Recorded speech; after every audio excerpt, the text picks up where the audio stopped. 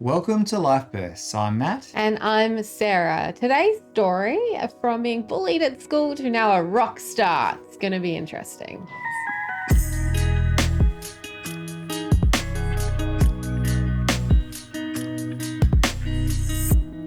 Yes, welcome to Life Bursts. I am Sarah. And I'm Matt. And in the studio today, a huge welcome to Verity. How are you, Verity? Thank you.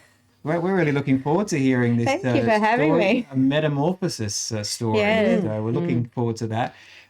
Take us right back to the beginning, when you were a wee little caterpillar, or however we want to go. Where did life begin for you, Verity? I grew up in a really loving family, and they happened to all love music, and that was something I really loved. So as a little girl, I would often walk around home singing, or when we went on big road trips, we'd be getting music happening in the car, and I'd always feel really happy, when I was singing. But I remember when I was at primary school, there was a period I actually began to get really badly bullied, Right. From some kids, and particularly a couple of people, and then it just sort of spread, and I remember how horrible that felt, and that sense of feeling really alone, and almost like you're on the outside of the world looking in. Mm-hmm. And lots of times I try really hard to hold it together. Mm. And then I remember recess and lunch, I don't know for other kids that have been bullied, but in my memory, recess and lunch were one of the hardest times, because you're out of the sanctuary of the classroom. And you'd sort of go, where do I go to get away from this to feel safe? And I remember a moment of just going into the girls' toilets, closing the door, and the tears flowing, and just that real sense of aloneness. But it was really interesting. I didn't know this till years later, but my mum said to me, she said, I knew something wasn't right, because she said during those years you stopped singing. Oh, wow. And I hadn't really thought about that, but it was true. The impact of how something like that, can have on our spirit, and the way we feel free to be ourselves and to release our song. Mm. So what years were these for you? Was it primary school years? Yeah, it was primary school. So, I remember enjoying those first few years in primary school, but I remember for most of the rest of that, most of the rest of those years, I found them really hard. Mm. And the bullying just took different forms. How were they bullying you?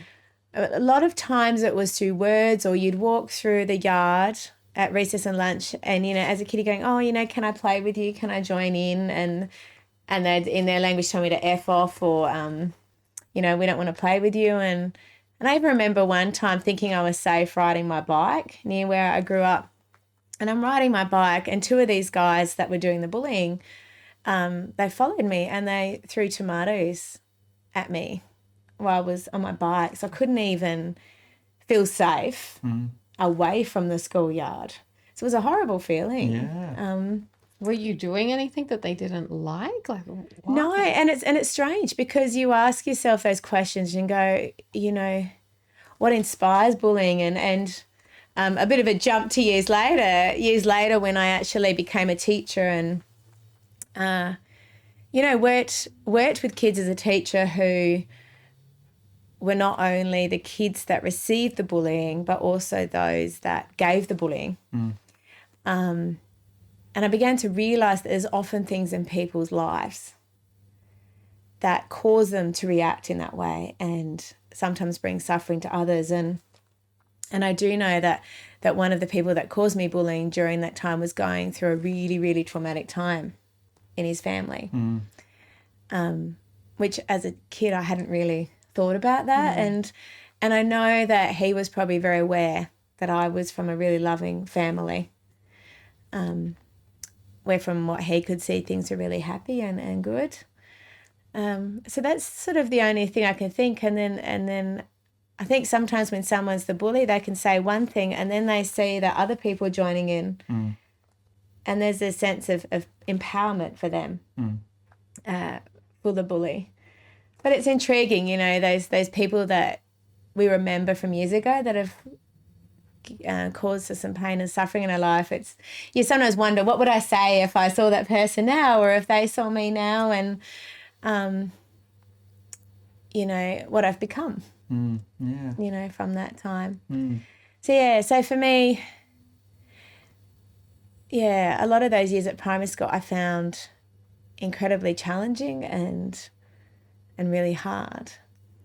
But at the same time, they've been crucial in helping form who I am. So many parts of who I am now probably were growing. You know, we used that word metamorphosis earlier, and particularly this year I've just had that symbol in my mind of the butterfly, and not just the butterfly, but what happens in order for the caterpillar to become the butterfly, and that time within the cocoon that can seem perhaps very dark and a real time of struggle.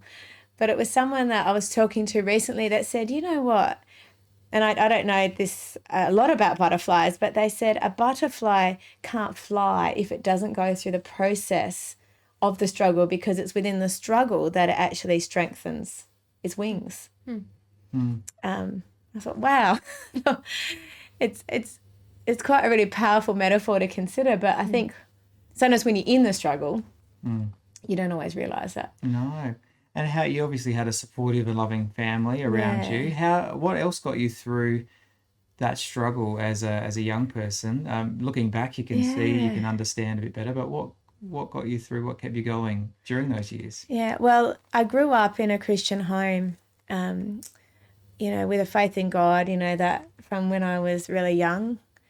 Sort of, I never knew life without that. Like, I always had a belief in something out there, in God being out there, and that there was always that sense of hope because of that. And I remember on those moments where I went, am I going crazy? This is so full on. Like, I'd feel like I was losing the plot sometimes.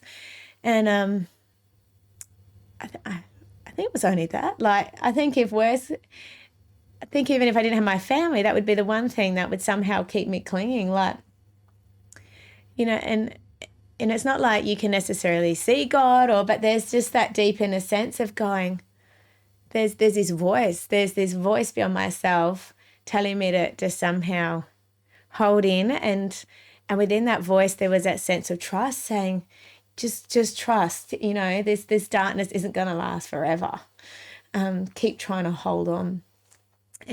But if God is all loving and almighty and stuff like that, why would he let this bad stuff happen to you in primary school? Yeah, and that's a really good question. And that whole question of suffering and whether or how God causes that's often something that people really wrestle with. And that's why I asked. Yeah, it is, and it's a big question. I personally, for me, in my understanding, and it's not like this for everyone, I believe that God doesn't want that suffering, but I believe that God is completely present in that and wanting me to feel that love and reassurance. And also I think God journeying with me within that suffering and understanding that has helped me to grow into that person that I feel that God's wanted to call me to be. Yeah, I love that image of the caterpillar, the struggling out of the chrysalis. I think that's a great way of looking at it. So thank you for sharing that. And well, you obviously did find your voice again. And when we come back, we're going to hear more of Verity's story. This is Life Bursts with Matt and Sarah. Welcome back to Life Bursts with Matt and Sarah. Today we're chatting with Verity. She is sharing her story with us, and we are up to the part where you move on into high school. Did the bullying continue through to high school? No, like I remember being really excited about high school. You know, I remember that mix of feeling a bit scared about this whole new thing, but I was really hopeful. I was really glad to have that chance to leave the journey of the bullying behind and start fresh. So I brought a a really positive perspective to the beginning. And from that moment I began high school, I remember looking forward to meeting and connecting with a whole lot of new people, and building some really positive friendships. And that happened? It did. And there's people that became my very special friends then that are still my friends, like, I don't know how many years ago that would be now. Like maybe, what am I now, 42? So that's like, I don't know, I'm not good at maths. So over 20 years ago. Yeah. Over 20 years ago, and we'll still get together for dinner and catch up, which is really precious. But I think high school is where I began to see some of the ways that the bullying had formed me in a positive way. It helped me to have eyes and ears for people in a way that I hadn't perhaps had as a much younger person. So it made me more aware of the people that were on the outer, and it became a bit of a driving force, I think, that inspired me, even in that community of high school, where sort of I'd be drawn to people that might not perhaps fit in to the groups that might be around, or might be classed a little bit different to others, and I'd love getting to know them and connecting with them. And our friendship group at some points was getting quite big because it would be an eclectic mix of people, and where we want to say, you matter, and you matter enough to be part of a group of friends, and as you are. So it was really precious. And I also began to find, which was a huge, really a huge privilege, that people even in that space would seek me out and share really significant, sometimes really traumatic things that they were going through. So I remember being, exposed to all sorts of stories because people would confide in me, and a lot of those stories never been shared because they were shared in confidentiality. And who did you used to confide in then? You were taking on all these other I did. people's I problems. literally had to hold on to a lot of that. And I don't know how I actually did that, because I'll do it differently now, and have ways to share what I'm carrying for others. But it was very affirming, I found, to be trusted, that people felt they could trust themselves, with their own vulnerabilities and frailty. And there's a photo I actually brought along. One of the things I'm drawn to now is photography. It's one of the ways I express myself. And often I'll be going for walks, and my eyes will be drawn to something in nature, and perhaps an unnoticed detail. And I remember one time I was walking, and I happened to see this amazing leaf on the ground, and so I picked it up and put it in my hand, and it was beautiful, when they're near the end of their time, but you can see all the intricate details of what forms the leaf, and I just held it in my hand, and that image has really struck me, because I thought, for me, that photo represents two things about our journeys, about what it means to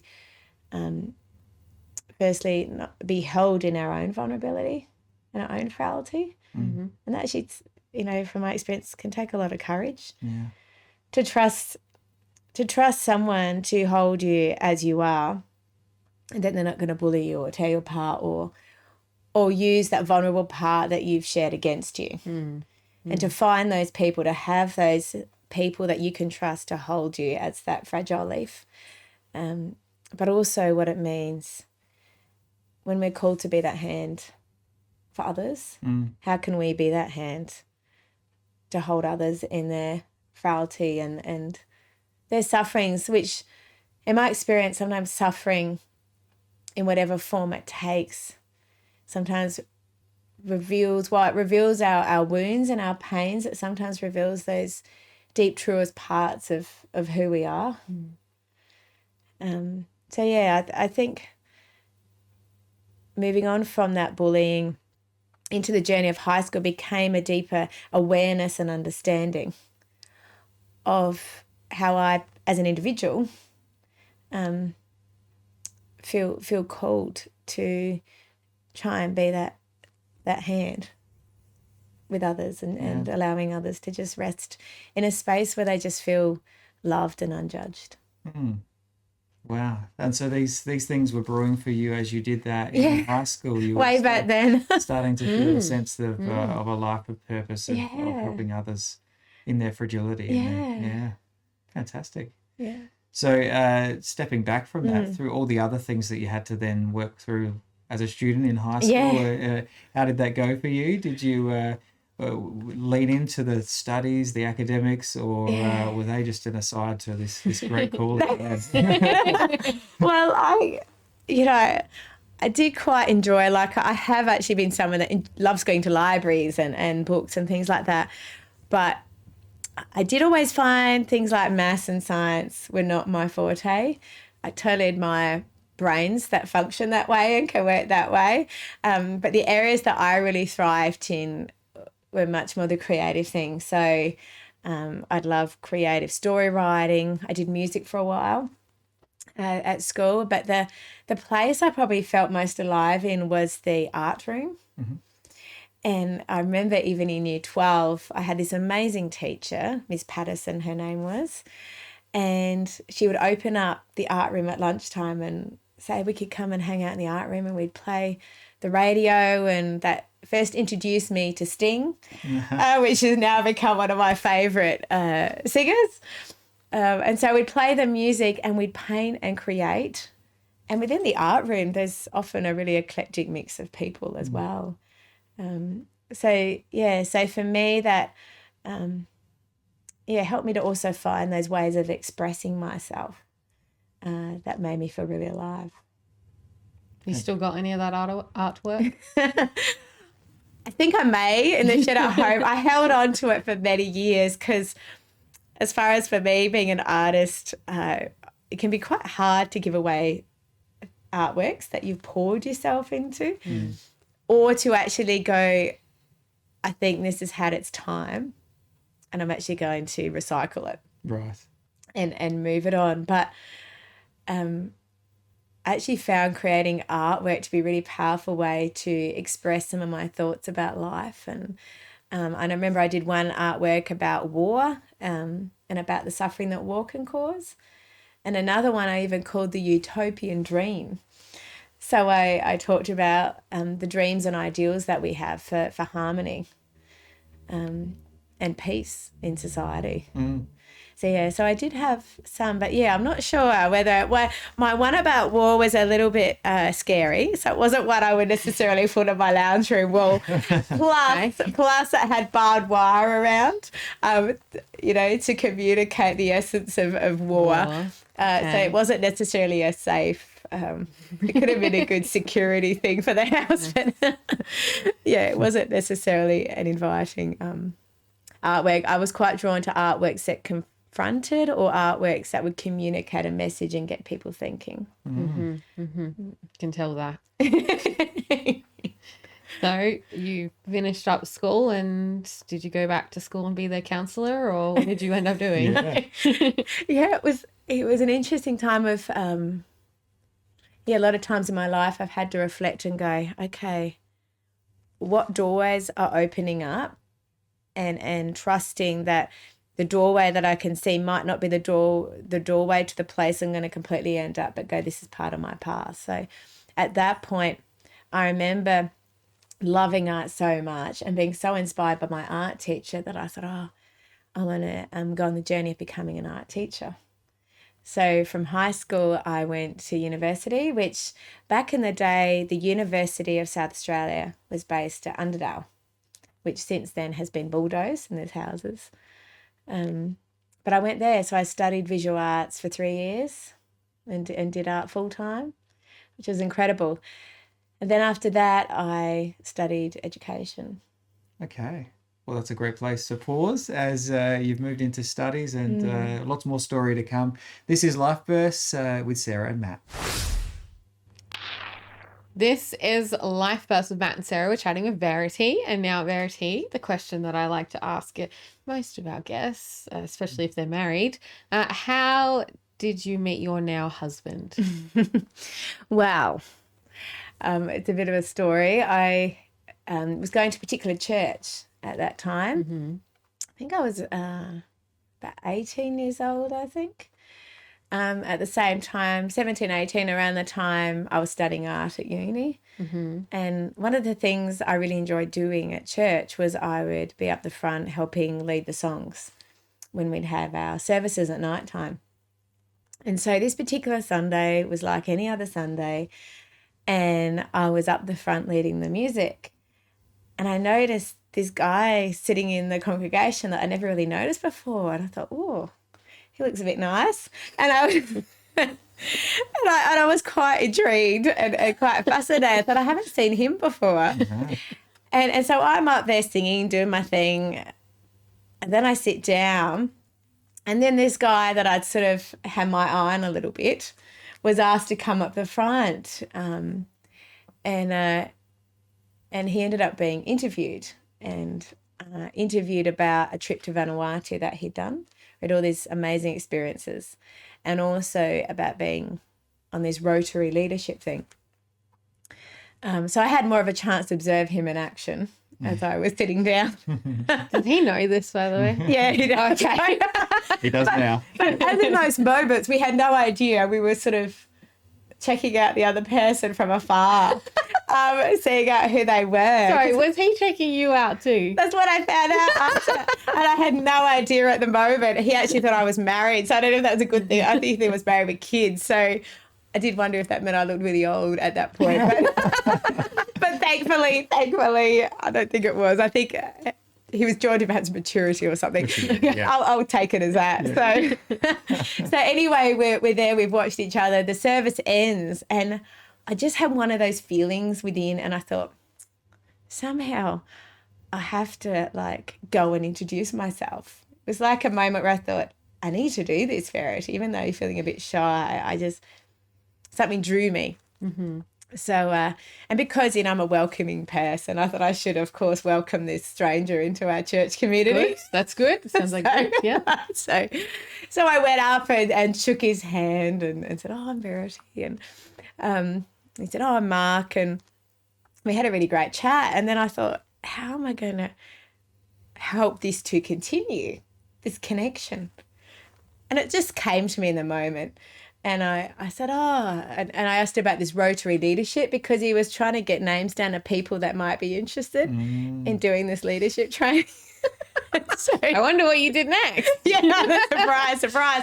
Oh, I'm a bit interested in this leadership training thing. So he took my name and number, and it wasn't very long after that he called me up at home to inquire about my interests. Yeah. So I dutifully had quite a chat about it and all that, which I then later revealed that it wasn't really my thing. Not interested at all. But that sort of began it. And then for a number of months, our journeys were in different places at that point, but we'd just catch up every now and then and go out for coffee, and he'd sometimes pick me up from work, and we just developed this friendship and chatted and got to know each other for that period of time, which is probably about 9 months or something. And and then one day I found out that he was going to move to Melbourne to go and study, to go into ministry. And I thought, oh my goodness. I thought, this sort of puts a crunch, when you're suddenly in your life and you go, I'm going to have to make we've just been mates, like friends. And I thought, I have no idea how he feels about me, whether he feels about me more than that. Because I was feeling how I was feeling, but I felt that real stirring and wrestle inside going, you need to say something. If you don't say something, he's going to go and he'll never know how you felt. It's just like in a movie. Everyone. It's So- gonna go. What do they So do? is there an airport scene? Well, we're close. I remember we had this moment where it was like one of the last times he was driving me off from having a coffee with him, and I thought, this is it. I felt like I was going to be sick because I thought, I'm going to have to say something, and this could go any way. He could go, what on earth are you talking about here? Or he could actually go, yeah, I feel like this too. So I remember we just ended up having this. I just said, I gotta have a chat with you. And so we just had this conversation this one night, and it was like crunch time where we went, we either going to go, this is it, or we're going to go, let's give this a shot. You know, he was going to Melbourne. I was still in Adelaide. I still had more of my study to go. And so that night, we then actually committed to this relationship that we were going to do long distance for about 3 years between Adelaide to Melbourne. Because I just felt somehow within me at that point in time, I thought, this feels like it's the journey I'm being called to at this point. To not just be with him, but to support him on this journey that he was going on. Yeah, so that sort of, and then from that night on, it wasn't long after that he then went to Melbourne to live in Melbourne and to study, to become a minister. And we began this whole other journey of 3 years, long distance, which at that point, mobile phones were just coming out. So we bought, one of those brick sort of looking mobile phones at that point. We got like a plan on Optus. We got lucky enough to get 20 minutes free time each day talking. So we'd like ring each other and then swap over it. And also during the period of time where, we'd write letters still. So it wasn't really a thing then. I don't even know whether texting existed. But by the sounds of it, no. No, and I don't think it did. It was either talking on the phone or you could email, or the main thing we did was just write regular letters to each other that we put in the post and sent across Melbourne to Adelaide. At some point he wanted to marry you, I'm presuming. Yeah, so he did. So we did get to that point, which was probably only about 18 months after we actually became an item. And then I made him wait so I could become a teacher and do all that. And but yeah, he one day I just had a day where I was going to uni doing my art, finishing my art things, and I had no idea he'd planned this. And I came home, I was still living at home with mum and dad, and there he was with a bunch of red roses. And he'd flown over, totally surprised me, and took me out for dinner. And then that night, he proposed. Aww. Fantastic. And then about a year and a half later, that's when we got married. And I then moved over to Melbourne and began a whole nother era of life living in Melbourne. Right. What was living in Melbourne like? It's a lot busier than Adelaide. So much busier. And for me, that was a really full-on time of my life because, I was married, adjusting to being married because our whole relationship had been long distance. So that was a whole new thing, being with the same person and learning about each other, living with them. And also being away from my family because I'd been right there with my family the whole time. And the other thing was I was, for the first time in my life, beginning work as a high school art teacher. So it was a really intense time. Yeah, wow. That's a lot of new things at once. You're away from your little safe space, your little community, your loving family, out in this new place with this man who you love, you recently married, and now you're working as a teacher. So how did all that go and what helped you get through that time? Yeah, it was a huge time and feeling very homesick and trying to find myself. And, I remember days of being in tears and definitely that faith in God was another constant weaving its way in a different way. And I remember moments in that period of my life, that people weren't aware of, where I'd go for walks and have my glasses on and just be crying and going, God, what is going on here? What's happening? And just, and you go, why things, again, that suffering thing, really interesting that you brought up earlier, Sarah, that, why, God, why do things have to feel hard sometimes and challenging? But, I made some incredible friendships that I would have never imagined during that time. And one of them was with someone I worked with. So at the high school, I was at this high school that was low socioeconomic, very multicultural. And I spent about 5 or 6 years teaching there. And while I was there, I became really good friends with the man who was in charge of the grounds and cleaning and looking after the whole school environment. And Keith became a really dear friend and was an amazing musician Okay. and blues guitarist. Oh, well, that's a good place to Yes. pause because we do have a guitar behind us. You mentioned music's a significant part of your story. So when we come back, we'll hear about Verity's involvement and love for music. This is Life Burst with Matt and Sarah. This is Life Burst with Matt and Sarah. We are chatting to Verity. And now, Verity, you began your story talking about your family and a love for music, but you also mentioned that during those years of being bullied in primary school, you stopped singing. But music returned to your Yes. life. The joy came back, and music's been a big part of your story. So tell us about the musical journey for you. It's been amazing. So, as I was mentioning earlier, I became really good friends with this friend Keith as I was a high school teacher. So we made a thing. I wasn't playing guitar at that point. So we made a thing that regularly after school, he'd meet me in the classroom and he'd actually help teach me some basics on guitar. And it was great because we ended up getting together outside of school, writing songs. He would play, I would write music, and we'd perform together. So that sort of got me going on the journey. And it was also during that time in Melbourne that Mark and I became really good friends with a group of asylum seekers from the Democratic Republic of the Congo. And these guys were actually incredible musicians.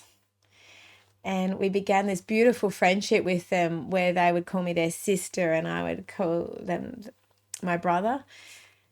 And they were having a really hard time finding residency in Australia, and they'd been separated from their families. And we'd often get together with them and they'd cook the most amazing African meals and we'd share food together and we'd share music. So, we'd gather in their lounge room with all these incredible instruments and the congas and sing, and I wrote a song with them and I'd perform sometimes at their concerts and I'd have to learn African dance to do that. But one of them was separated from his son when he had to escape the Congo. And it had gotten to a point in our friendship where he'd, I think, been separated for about 10 years. Wow. And when we left his son was 7. And one of the things Mark and I did during that same era is we went on a holiday over to Europe. And France was one of the places. And we'd found out that his son had ended up being in safety, staying with some extended family in Paris. Wow. In this place in Paris. And so we'd said to Etienne, we said, we'll try and find your son. And we weren't sure how this was going to go. So we arrived at Paris and we had a bit of an idea where he was. And I'd actually studied French in high school. That was one of the things I forgot to say, with the idea of one day using it in France. But I had no idea I would need to use it in this way. Yeah, wow. So we're wandering these streets in Paris and I'm asking in French if anyone knows Everest in this neighbourhood.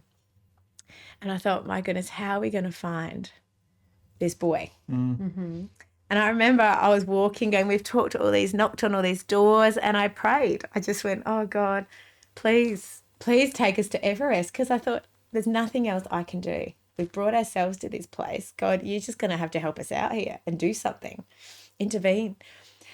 And then just literally a few moments later, this other guy walks past and I said the same in French. Does he know this person? We're trying to find him. And he says, Everest, I know where he is. And he took us up. We just followed him into his lift that you had a special security for, so we couldn't have done it by ourselves.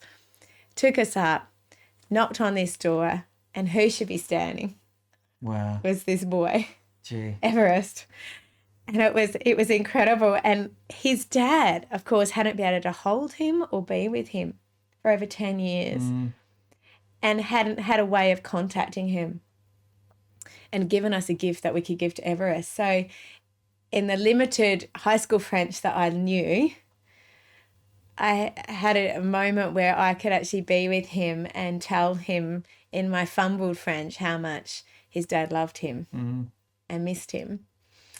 It was a really incredible, very moving moment, and to be able to put our arms around him, you know, and be those arms and that his dad couldn't.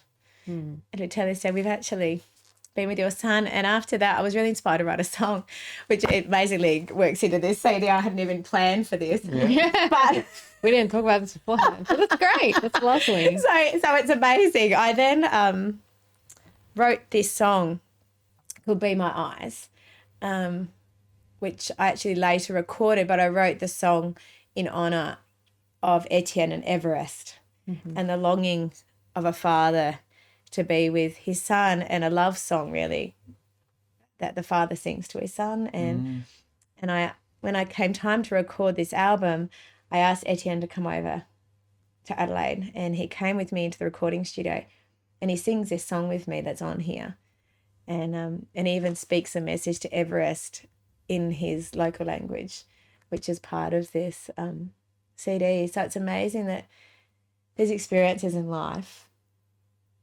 ended up being transformed into songs as well. Yeah. To share stories and messages. That's a beautiful story. It is Yeah. really So tell us about you coming to write an album and to record an album. Yeah. So that was one piece of the puzzle, but you've got to have more than that to bring something to the world. It was amazing. A lot more of our experiences in Melbourne exposed us to communities, one of them being Urban Neighbours of Hope, that were a group that would live with people who were in urban poverty and suffering, and really opened my eyes to suffering in a different way and people experiencing vulnerability and fragility in a different way. And I felt a real heart within me rising to try and offer some form of voice to those whose voices had been silenced. And during that period, I began to get inspired with all these music and words that came to me. And I felt in my heart this vision to be able to put out this album, to raise money for these different organisations, and also to share the stories of those that don't always get their stories shared. So I thought, I'm trying to think where to go. Yeah, so I actually thought, well, how am I going to record this? Like, I really felt like I needed to honour these stories with a really good sounding quality of a recording. So I looked up these music studios across Adelaide, and I came across one. I've had a mental blank on. That's okay. I was in Adelaide. Anyway, really good studio in Adelaide. Yeah. And that had other bands do amazing recordings, and I thought, this is really putting it out there. But I'm going to just send an email and share my vision and see what happens. So I just shared my vision and said, look, I can't afford a lot, but this is my vision. I really want to get these songs out there. And I heard back from one of the producers, Brett Taylor, who's still recording now, and he took on board my vision, which was amazing.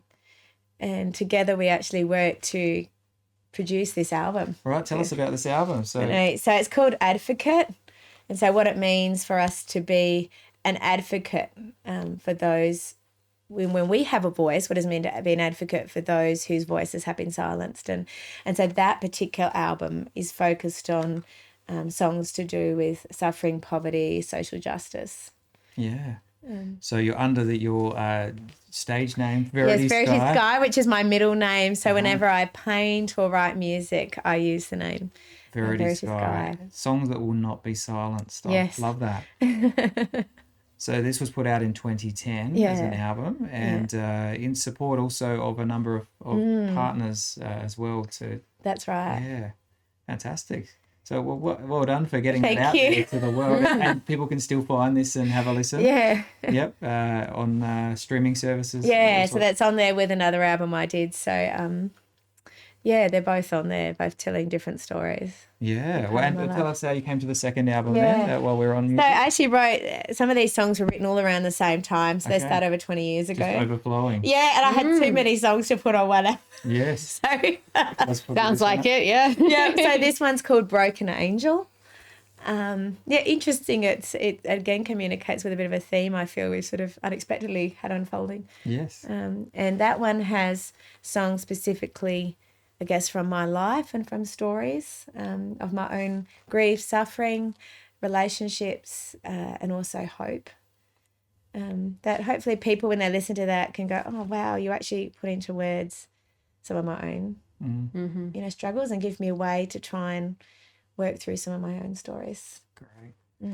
Well, listeners, viewers will need to take a listen and hear some of those stories put to music. Verity Skye, you can find them. We've got more of Verity's story, though, coming up very soon. This is Life Bursts. Welcome back to Life Bursts with Matt and Sarah. Today we are chatting with Verity. We've just got our last 10 minutes of the show to go. You have a family now, I'm guessing? Yes. Yeah, there'll be a picture of them come up on the screen. A beautiful family. Tell us about them. Yeah, so you can see my husband, who you heard the story about a bit earlier. And then we've got Daniel, my oldest, who's now 11. Ayla, our middle one, who is 10. I can't believe how old they get so fast. Yeah. And then Amber, the youngest, who now has glasses, she wears most of the time. She's 7 years old. So it's pretty full time at the moment. Yeah.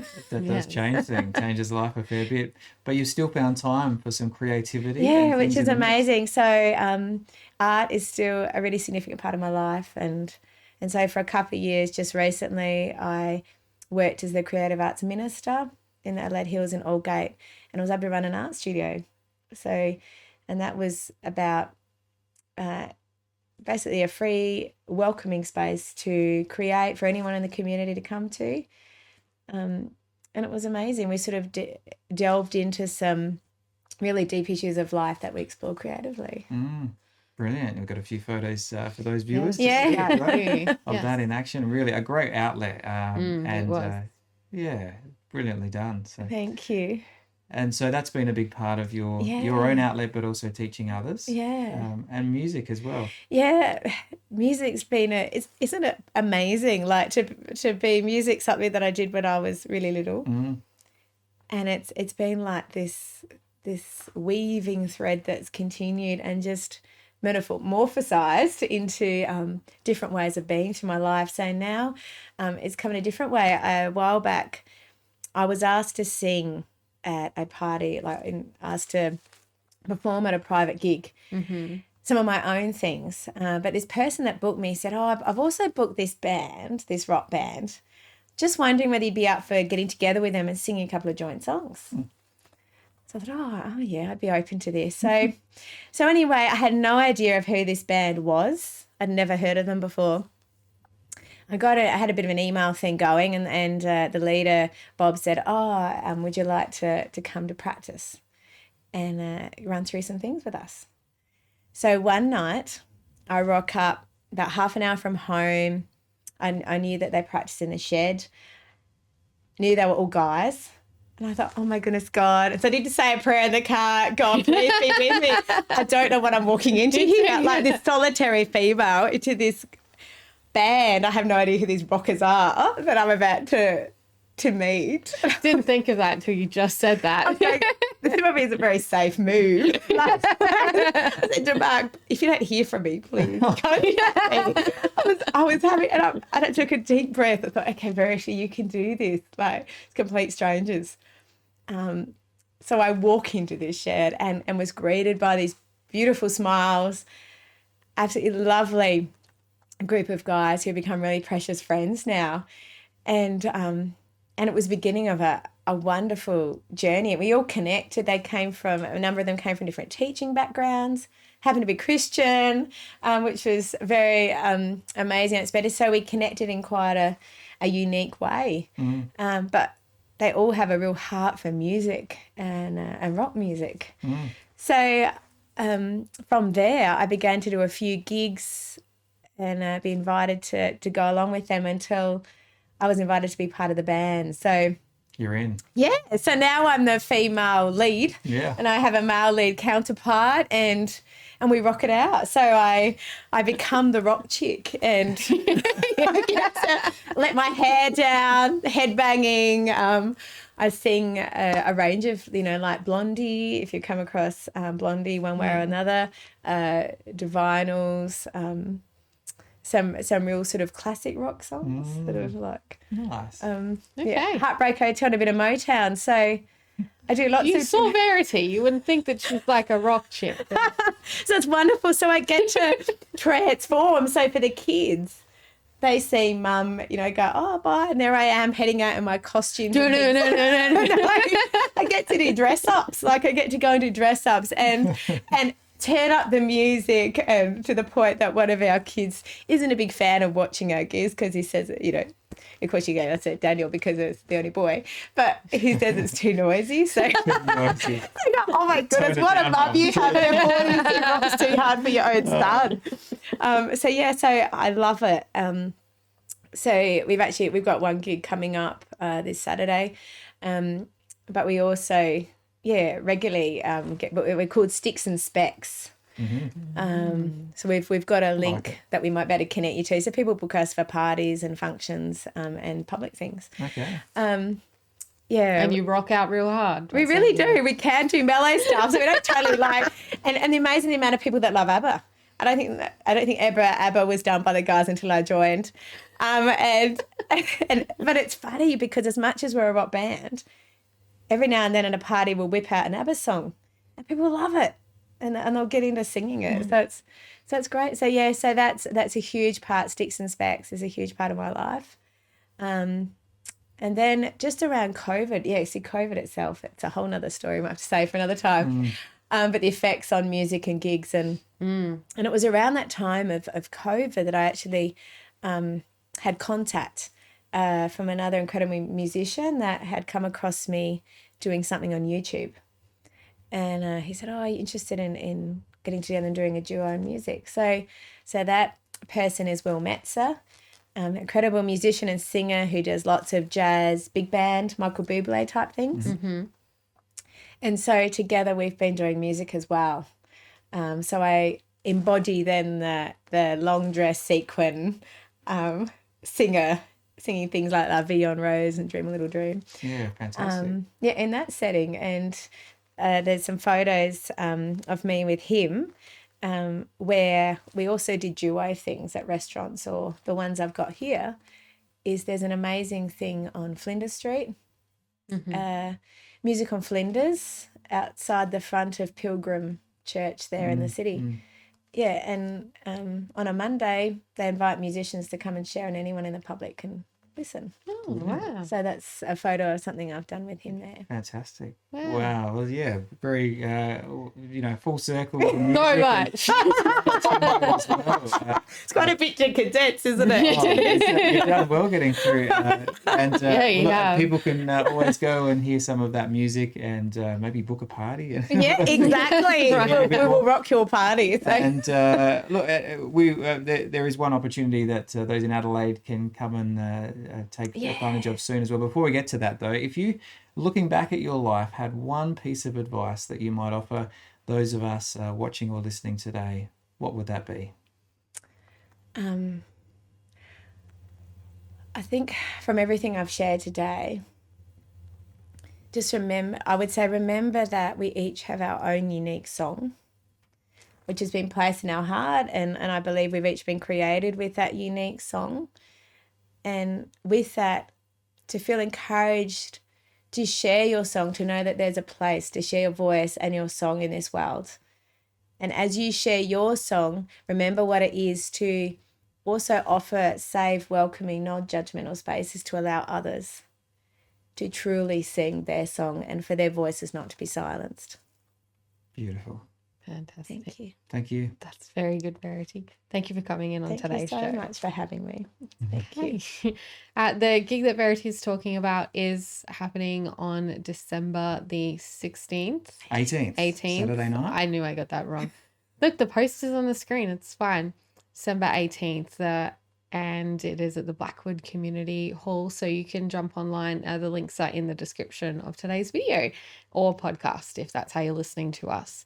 This has been another episode of Life Burst. You can catch up with us wherever you get your podcast from, community TV, radio, Facebook, and YouTube. I'm Sarah. And I'm Matt. Thanks for coming with us on the journey. Life Bursts is hosted by Matthew Karat and Sarah Freeman, with production by Reese Jarrett and Kay Hoshraw Ozadigan. For more episodes of Life Bursts, go to rawcut.com.au. This is a RawCut production.